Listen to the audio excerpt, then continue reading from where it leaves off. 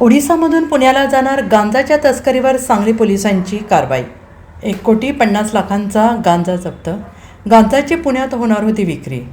Truck चालक ताब्यात। ओडिशामधून तस्करी करत पुण्याला विक्रीसाठी घेऊन निघालेल्या गांजाच्या ट्रकवर सांगली पोलिसांच्या स्थानिक गुन्हे अन्वेषणच्या पथकाने कारवाई केली। यावेळी पोलिसांनी साताऱ्यातील ट्रक चालकाला ताब्यात घेतलेला आहे। त्याच्याकडून 1,50,00,000चा 300 किलो तयार गांजा आणि कंटेनर असा एकूण 1,75,00,000चा मुद्देमाल जप्त केला आहे। या प्रकरणी साताऱ्यातील ट्रक चालक मंगेश शिंदे याला अटक केली आहे। सांगली जिल्ह्यातील नागपूर ते रत्नागिरी राष्ट्रीय महामार्गावरील तानंग फाट्यावर ही कारवाई करण्यात आली।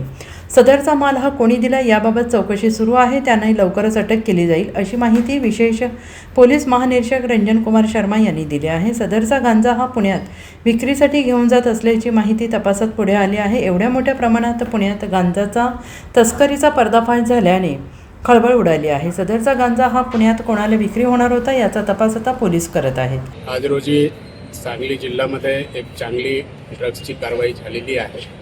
त्यांच्यामध्ये LCV तर्फे एक गांजाचे कन्साइनमेंट ज्यांच्यामध्ये 300 kg गांजा आहे हे जप्त करण्यात आलेला आहे।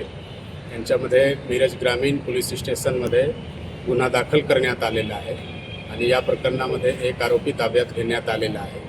बाकी इतर जे आरोपी यांच्यामध्ये आहे त्यांच्याबद्दलची विचारपूस आणि शोध चालू आहे। सर हा माल कुठून चालला होता, कुठून आला होता? हे माल उडीसावरून आलेला आहे आणि हे पुण्याकडे चालला होता अशी प्रारंभिक जे आहे चौकशीमध्ये माहिती मिळालेली आहे। अजून यांचे तपास चालू आहे। Bureau report SBN Marathi.